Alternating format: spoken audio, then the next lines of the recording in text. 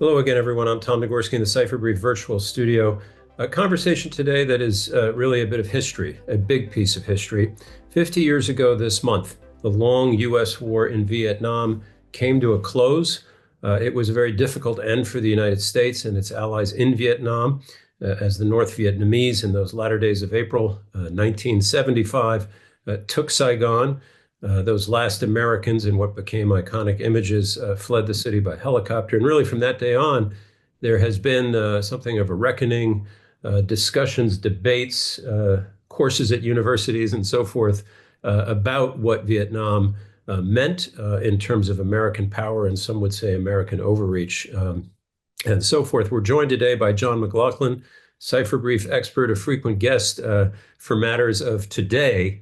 But he's joining us, obviously a longtime leader at the Central Intelligence Agency, but also in 1968 and 1969, a young Army officer, U.S. Army officer in Vietnam. And John, it's great as always to have you with us. And I wonder if we can just start all those years ago, and from that year or so, the tour of duty you had, what stands out in your mind all these years later? Well, I was very young. I had been drafted and I went to officer candidate school. So I arrived as a second lieutenant. I was commissioned into intelligence. Um, so that was my introduction to the field that became my profession for 32 years. What stands out in my mind is that I arrived just a month or two, 2 months after the Tet Offensive, and the country was still in turmoil. We experienced a second Tet Offensive during my time there, not as severe as the first. And our job was to figure out how the Tet Offensive had occurred and to keep it from happening again. Mm-hmm. So, most specifically, I had to figure out what were the infiltration routes that allowed them to come in secretly and surprise the United States in January of 1968. And that's the focus of my year-long effort there, both on intelligence and then traveling out, spending time in the field trying to understand what had happened and so forth. And I think, we're relatively successful in doing that, insofar as we mapped the infiltration routes, and there was not a subsequent offensive of that magnitude. What stands out? Most people didn't want to be there. Mm-hmm. One of the things, jobs I had because I'd been trained in Vietnamese, was to interrogate some of the prisoners who were there, mostly 16 to 18-year-old kids to whom I would give a cup of tea and a Camel cigarette, and we'd have a chat. And most of them were draftees in North Vietnam who didn't really want to be there either and had come down along the Ho Chi Minh Trail. Um, some Americans wanted to be there. There were, of course, including a number of my friends in officer candidate school, many of whom did not come back. I mean, one of the personal tragedies for me, which I've never talked about in public, is that my cousin was killed there in the early hours of the Tet Offensive before I left. So Sorry. one of the things I did in the couple of months before I left was attend his funeral. So this was all very real to a 23, 24-year-old kid, which is what I was then. And I would say, on a personal level, this was sort of the turning point or a transformational point in my life. Yep. Yep. Being in that war zone. And it's different than today's wars. When you came back, the most frequent question you got was, why did you go? Right. And my answer was, because I was drafted, and because my uncles had all been in World War II, and it was a family tradition, I guess, that when you got that call, you went. So impressions, I don't know. Beyond that, it was an ugly, dangerous place to be. It was my sense in dealing with the South Vietnamese which I did a fair amount of, was that they were a mixed bunch. Some were dedicated and hardworking and believed in their cause. Many were, I think, drafted into their army and were just seeking to survive. And even before I went, if you paid any attention, I remember sitting in my car, my little car, when I was a graduate student, sitting in the alley in Washington before I went into French class and listening to Lyndon Johnson's 1965 escalation speech, which he gave at Johns Hopkins in Baltimore, and thinking to myself as a young graduate student, that doesn't make any sense. Mm. This is a civil war. The people who feel passionately about it are those who live there, and doubting that we could ever prevail in this. And yet, you know, a year and a half later, I found myself on the way there. Right. So, he had very mixed emotions. It taught me a lot about current debates when people debate, for example, recently in Afghanistan or in the Ukraine Russia war, people talk about will to fight. And I don't think most people understand what that even means. I learned what it meant there about will to fight. Um, the will to fight was most intense on the North Vietnamese side. Mm-hmm. And, there are many lessons that come out of Vietnam, most of which I've thought about in years afterward. And one of them is wars like that have to be won by the people who live there or lost by the people who live there. Mm-hmm. You can't want a victory more than they do. And leadership is critically important. They have to respect their leaders who are going to ask them to risk their lives in some cause that the leader defines. This was true in Afghanistan. They did not respect their leaders in Afghanistan.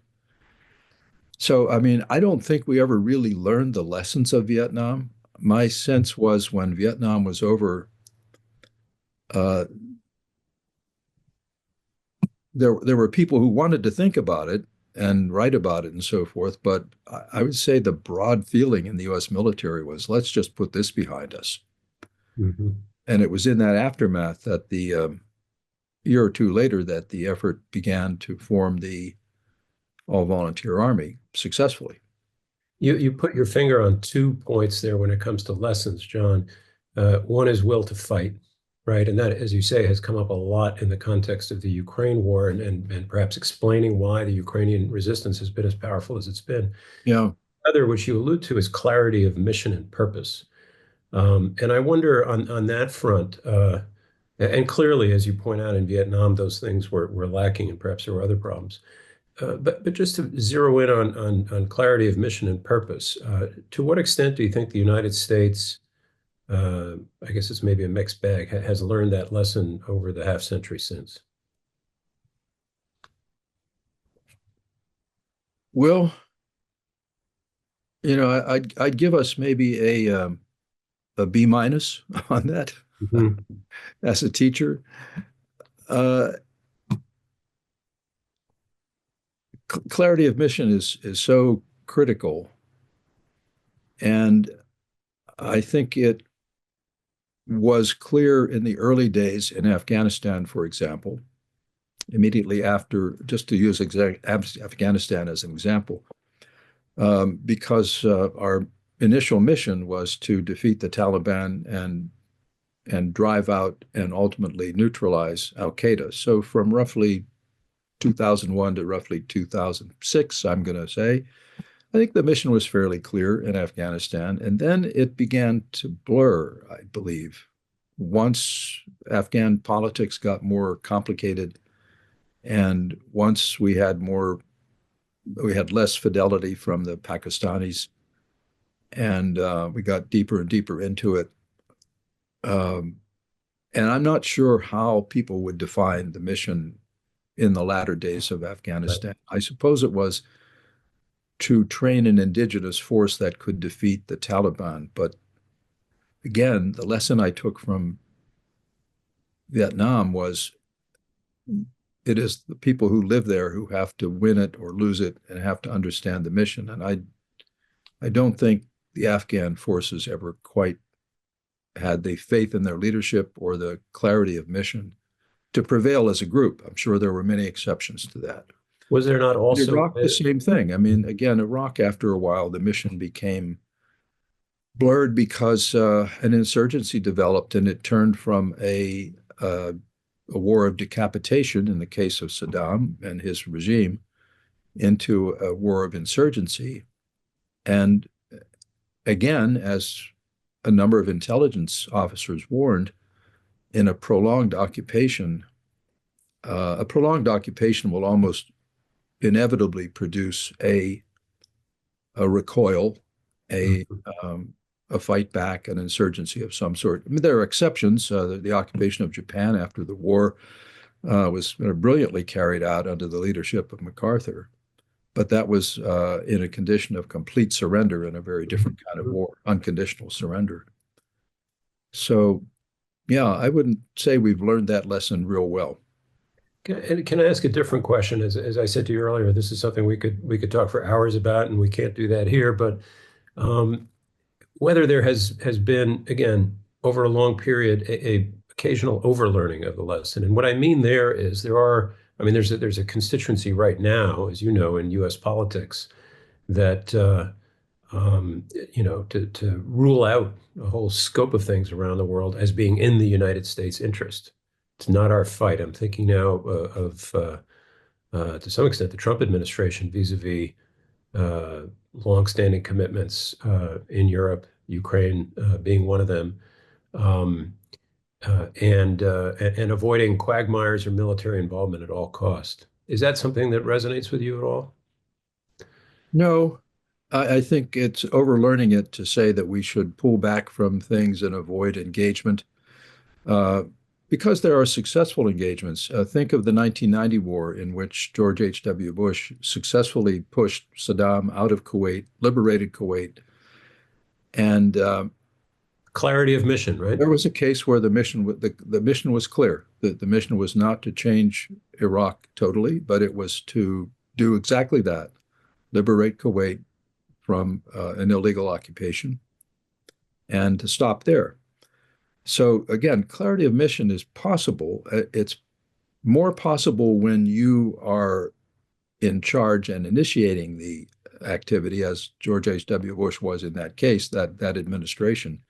It's a little harder when you're trying, as we are in Ukraine, to do it remotely, that is, by supplying weapons and intelligence and so forth. Again, to me, the mission is clear there, which is to strengthen the Ukrainian forces to a degree that prohibits Russia from achieving its mission, which initially was to occupy all of Ukraine. That's a pretty clear mission.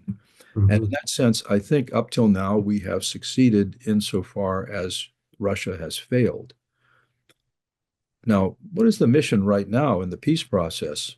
Um, Maybe the mission is just to bring about peace at some cost that will be calculated when it's over. But clarity of mission, I'd say it doesn't. All of these problems we've had doesn't recommend that we pull back from the world. It recommends that we be clear in what we want to achieve and not overachieve. Maybe not stay so long. There are a lot of other lessons that come out of Vietnam. I've got books here that I recommend to people. Here's Yeah, CIA and the Vietnam Policymakers. Here's one, None So Blind. yeah, Here's one. This is one. Who the hell are we fighting? This yeah. is about the battles with CIA over the strength of the enemy. That's another lesson that comes out of this is listen to your intelligence officers. You don't necessarily have to believe everything they tell you, but it was and I'm vastly oversimplifying here because it changed year to year. I've only learned this since. I didn't know all of this as a 24-year-old. But uh, toward the end and around the time of Tet, which was the turning point in the war, after Tet, the war was American policymakers were trying to get out. Well, that's an exaggeration too, but I think people who went and looked closely, such as Clark Clifford, the then Secretary of Defense, came back and said, perhaps not publicly, but said this is not going to work out. Mhm. And and when Nixon came to office, I've actually talked to Kissinger at one point about this and asked, what took you so long to end the war? And he said, well, remember, there were 400,000 Americans there when we arrived in office.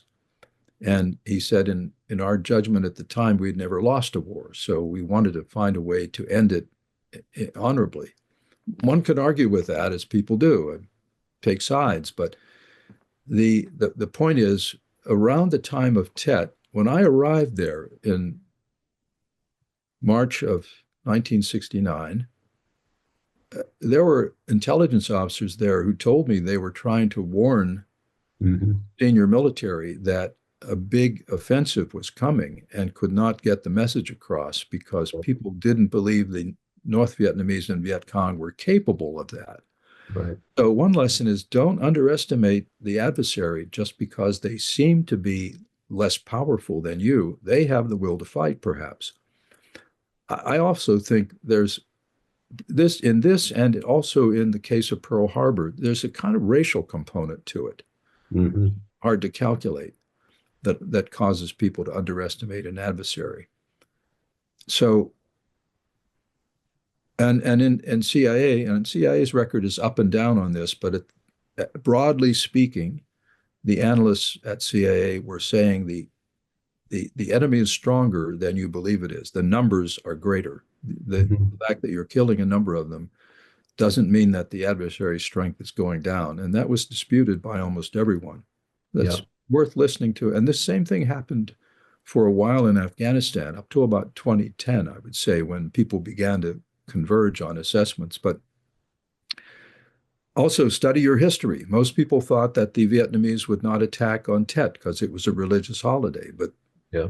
dug into the history, they had done exactly the same thing in 1789 when they were being occupied by the Chinese. They attacked on Tet. Mhm. So also don't be distracted. People thought that the battle going on at Quai Son, which was a plateau in the Central Highlands, that was the main thing the Vietnamese were trying to do. They were trying to replicate Dien Bien Phu, which they had brought where they had defeated the French. And so the focus was on that. I remember it on television. That was on Quai Son was on television every night. Well, they were doing that, but they were also slowly infiltrating all of the major cities of North Vietnam. So don't be distracted by the big shiny object. Um, Last question, John, if I could, and just your brief thoughts, if you remember them, on the day itself. April 30th was really the day when all those moments I yeah. mentioned at the outset. What were your thoughts that day? Had you sort of seen it coming? Well, I guess, American active fighting had ended a couple years Right. before. Right. Americans were still there, and the bargain, as I recall, with the North Vietnamese was that they would uh, leave the South alone, Mhm. but they did not, and they rapidly defeated South Vietnamese forces. I happened to be in a store buying tires for my car, watching television, and when I saw that happening, people going up the ladder of a chopper on the roof, Yep. uh, I can't say that I foresaw that, except that I did in the sense that I assumed ultimately the North Vietnamese would prevail. Yeah. That they would overwhelm the South largely on the basis of will to fight, and that's what happened. Um, I, I still think that America went in with a noble purpose, Hmm. which was uh, to ensure that freedom would prevail on that peninsula. But you have to also put it in the context of the Cold War. This was the high Cold War. Yep. And the fact that the Russians and the Chinese were to one degree or another supporting the North Vietnamese had a powerful impact on American policymakers. It's very hard to judge everything as knowing what we know today. Sure, But sure. back then, America and many allies viewed the world through the prism of competition with the Soviet Union. So, Yeah. and less so with China, but to a degree. So, um, the purpose, I think, was noble, uh, but in retrospect, unrealistic. And Lord knows there are people today convinced that we could have won. And we could have that debate for hours, as you know. Be on the next episode. That we were winning toward the end, many people say. If only someone hadn't done something or abandoned us or pulled away or changed a policy. Yeah. I don't think ultimately it was ultimately winnable. And one of the problems you say, what is a big memory I have from there? Some people gave up. Mhm. Young officers I was with were, many of them very dedicated, hardworking. Others didn't want to be there and they kind of checked out. And my attitude was, you can't do that because checking out means you're putting your fellow officers and Sure. enlisted troops at risk. And in the end, that's the other thing that it's a big factor in will to fight is simply taking care of your own. Yeah, yeah. So really a complicated situation. We could still learn a lot from it, and people are still trying. Well, you've given us a lot of lessons and a lot of personal insights, and your insights are always valuable, John McLaughlin, but particularly so given your personal connection. Thank you, by the way, for your service as well, and for being with us today at the Cipher Brief. Appreciate it. Thanks, Tom.